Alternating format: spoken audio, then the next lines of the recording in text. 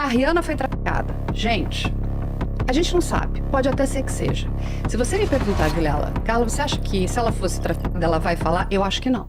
Vilela, Carla, Paviotti e Santoro falam sobre a justiça americana no caso P. Diddy, questões raciais do caso e contratos das celebridades. Deixe seu like, se inscreva no canal e nos ajude a alcançar os 1000 inscritos. E aí, para as pessoas repararem a diferença do escândalo americano com o escândalo brasileiro envolvendo as pessoas. Olha o cuidado que os americanos estão tendo. E tem um único nome divulgado e de mais ninguém até agora, pela acusação. Mais ninguém. E aí a gente pode falar que a Promotoria Federal de Nova York, ela não entra para brincar, gente. Ela é uma das promotorias com maior nível de assertividade, com maior respeito dentro da configuração dos estados americanos. Eles são muito, assim, você reza para não cair na mão deles.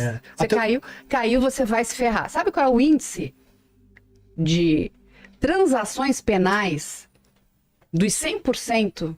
Das denúncias oferecidas, são 96%. O que isso quer dizer? Aqui, eu vou pedir para o Luciano explicar, porque todo mundo também confunde, né? Você não consegue fazer uma transação penal para homicídio, para um latrocínio, para um estupro, nada disso. Você vai fazer uma transação penal para uma difamação, uma coisa menor. Lá nos Estados Unidos, você faz transação penal para absolutamente tudo. Você entrar num tribunal do júri, primeiro você tem que ter muito dinheiro. Sabe, quem tá brigando com você no estado de Nova York, a probabilidade de você perder é gigante. Então, 96% dos casos são feitas transações penais. O que quer dizer isso? Não vai a um júri popular, não vai a um julgamento, lá tudo vai a júri, né? Tanto a causa civil como a criminal. A criminal é o grande júri e a causa civil é o petit júri, que são 7 jurados e a outra 12 jurados. Então, só 4%, porque é muito caro, e é muito caro para o Estado. E o que acontece? Aquilo é dinheiro público. Como nós vamos empregar esse dinheiro? Então, os promotores vão preferir sempre uma transação penal para que a gente não vá sufocar o bolso do contribuinte, para que eles tenham mais dinheiro para a investigação. E vamos lembrar uma coisa aqui que é muito importante: os promotores, os DAs, são eleitos pelo povo. É diferente daqui também. Então, e lá, quando você vai pensar como é que são essas eleições, né? Que você fica 4 anos, pode ser de 4 a 6 anos, ele pode permanecer por muitos e muitos anos, dependendo das condenações que ele consiga e de forma séria. Então, quando um cara, olha só, quando um escritório consegue 96% de transação penal, é porque ele tem 96% de assertividade. Daqueles 4%, ele também tem um ganho expressivo, no sentido de condenações. Quer dizer, ele denuncia com tanta materialidade que a pessoa opta... Exatamente. Ele vai sentar com os advogados de defesa ali do Puff Daddy e vai falar, ó, eu tenho isso aqui tudo. Você vai entrar nessa... Por que mudaram o nome dele pra me confundir? Sean Combs, Puff Daddy, Diddy, pode escolher. Nomes artísticos, né? Quando ele começa Bad Boy Records, ele é o Puff Daddy, depois ele vai mudando os nomes. Pode isso. Vilela, se você ler o indiciamento dele, a acusação dos advogados, os promotores deles, os advogados do estado lá, eles citam Sean Combs, mas na sequência fala que também é conhecido por Puff Daddy, que também é conhecido por P. Diddy, que também é conhecido por Diddy, P.D. and Love. Essa é a acusação. Essa é a acusação, traduzida. Tá vendo? Aqui, ó. Então, aqui, ó. Sean Combs, também conhecido como Puff Daddy, P. Diddy, Diddy, P.D., Love. Tudo também, isso, todos os nomes dele aqui, ó. Pra você não ter dúvida que tá tratando da mesma pessoa. E sabe uma coisa interessante? Pra você ver o cuidado da promotoria de Nova York, o porta-voz da promotoria é negro, porque a questão racial nos Estados Unidos ela é muito forte. Sim. E sempre os advogados estão levando essa questão racial para dentro dos tribunais, porque realmente acontece. É uma coisa bem pesada nesse ponto. E eles têm todo o cuidado de colocar o porta-voz da promotoria negro, de tentar afastar essa coisa da questão racial, porque eles têm um trauma muito grande da questão do O.J. Simpson. Que teve todo esse debate muito forte, teve uma promotora era negro também, mas como a Carla disse, a seriedade com que os caras estão fazendo e a força da denúncia é uma coisa que vai fazer esse cara ficar enrolado. Eu preciso de contexto. Vamos dar um Por que de repente explode essa bomba? Você já se falava sobre isso há algum tempo? Tinha indícios, como que é? Mas a grande questão nossa é que quando a gente vê um poderoso como esse, sendo acusado pela lei, que é a lei mais severa americana, que é a RICO, né? A lei mais severa que a lei que trata das empresas acusadas, as organizações que são constituídas e participam de esquemas de corrupção. Então, quando você pega uma lei como essa, que foi a própria lei, a primeira vez que eles usaram isso, essa lei federal... 1970. E a primeira vez que eles usaram, num caso parecido com esse, é do R. Kelly. Sabe o R. Kelly?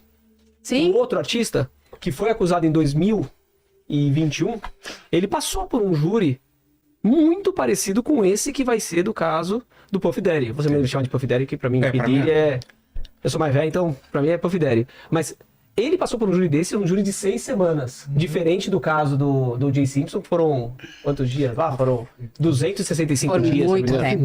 Foi quase um ano. Parou, né? Os Estados Unidos, todo mundo acompanhando. E os jurados incomunicáveis, né? Isso que é muito legal nesse caso dele, porque o juiz entendeu que os 12 jurados, os 12 suplentes tinham que ficar incomunicáveis por causa do assédio da imprensa. Poxa. E nesse caso do R. Kelly, a mesma coisa, durante 6 semanas, jurados afastados, e eles decidiram levar para júri. O R. Kelly não quis se declarar culpado e foi para júri. Então foi a primeira vez que utilizaram, que é algo que acho que vai ser a mesma situação com relação ao Diddy, ao Puff Daddy. Ele não vai se... Que ele não vai, ele já passou por uma audiência agora, ele já se declarou inocente, mas são situações um pouco diferentes no sentido de que lá o R. Kelly tinha abuso infantil. Sim, aqui não tem. Aqui não tem ainda. A gente não tem ainda. Nessa denúncia ainda não tem. Quando perguntam pro promotor, ele fala, não tem nada descartado. Não tem nada descartado. Nessa denúncia, o que tem, então, pra gente sintetizar a coisa? É uma denúncia que traz fatos desde 2008. Sim. Caramba. Ou seja, eles fizeram um corte. Tem um corte, mas eu... Tem um corte ali de 2008. Embora, quando a gente vê entrevistas das pessoas, falam que isso poderia ter começado muito antes. Já tinham elementos, aí acho que desde 99, eu acho 2000. que vale a pena a gente contar um pouquinho historicamente do P. Diddy, tá? Vamos lá. O P. Diddy, ele entra na história dos Estados Unidos ali quando é alguém famoso, quando a gente tá no estouro da segunda geração do hip hop norte-americano, quando o rap norte-americano ele toma ponta do hip hop, porque o hip hop tem vários elementos, mas aí o rap começa a se acender como um ritmo que dá muito dinheiro. E aí a gente tem dois polos interessantes ali, que é o Tupac Shakur e o Notorious Big. E aí abre duas produtoras de rap muito famosas, que uma é a Roll Records e a outra é Bad Boy Records, que é do P. Diddy. E os caras disputavam palco, disputavam uma série de outras coisas. E a característica desses caras, do começo, a gente chama de rap predatório, né? Eles brigavam muito, eles tinham muita treta, eles traziam aquela pegada da rua pra dentro do rap, e tinha muita violência nesse caso. Tanto que a família do Tupac agora pediu pra reabrir o caso, porque um dos caras presos pela morte do Tupac, agora em 2023, disse que o P. Diddy ofereceu $1 milhão pra ele. Então desde essa época o P. Diddy já dava um pouco de problema, entende? Só que o rap, ele foi crescendo muito nos Estados Unidos, e ele foi virando uma potência. E a morte dos dois é uma morte que até hoje estranhíssima.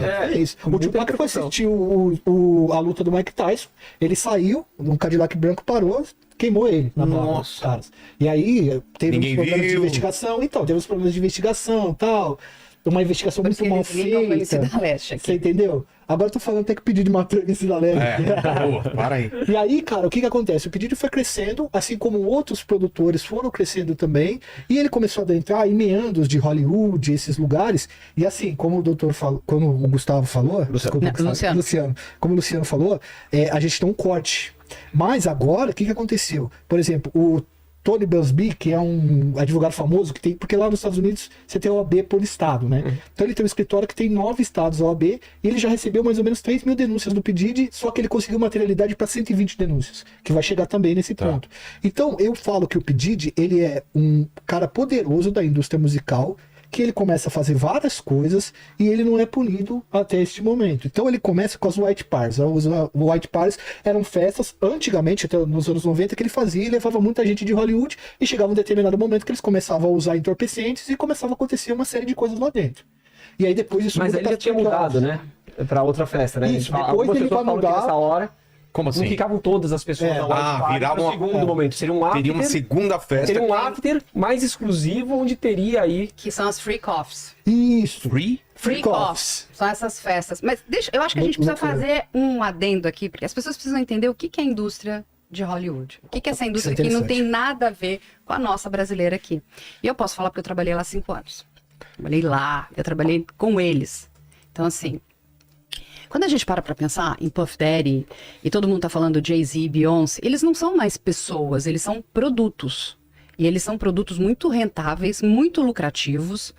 Então, quando uma pessoa chega a ser até uma questão um pouco infantil. Ah, por que o Jay-Z não fala? O Jay-Z e o Puff Daddy são super amigos, mas são amigos independente de terem feito trabalhos juntos. Porque eles são dois produtos muito poderosos e muito importantes. Da mesma forma que a Rihanna, sabe? Jay-Z vale 2,4 bilhões de dólares. Rihanna vale mais de 1 bilhão de dólares. A gente está falando de produtos. E quando a gente para entender isso, e é importante que a gente entenda, porque não é Carla, não é Luciano, não é Vilela, não é você, nós somos réis mortais. Se acontecer alguma coisa conosco, nós vamos ali, nós vamos denunciar. Quando a gente está falando dessas grandes celebridades, desses grandes nomes, esses grandes nomes trazem muito dinheiro. E muito poder, né? E assim, quando eu digo muito, é muito, muito dinheiro mesmo, gente. Então assim, e eles são mimados. O que você quer? Ah, mas ele quer coisas que são abjetas, são coisas que são criminosas, mas ele é meu produto, ele me dá muito dinheiro. Entende? Então, como é que a gente faz pra gente dar o que ele quer? E ele continuava girando. Exato, porque ele entendeu? Ele me dá muita grana. O médico do Matthew Perry, né? Que assumiu que ele é culpado pela... Exatamente. Eu quero tal remédio, você dá. Eu quero tal não sei o que. E aí, como é que você... Só que quando a gente tá falando da indústria fonográfica, ela ainda é mais importante que a indústria de celebridades do audiovisual, como um ator. A gente tá falando de uma geração, porque o próprio Puff Daddy, ele já não era mais só o cantor. Ele era uma marca, ele era um grande empresário, ele era um grande produtor musical. Onde ele botava a mão, virava ouro. Então, você achar... Aí começaram. A Rihanna foi traficada. Gente, a gente não sabe. Pode até ser que seja. Se você me perguntar, Vilela, Carla, você acha que se ela fosse traficada, ela vai falar? Eu acho que não. E eu vou te dizer por quê. E as pessoas vão entender. Esses grandes celebridades, que são grandes produtos...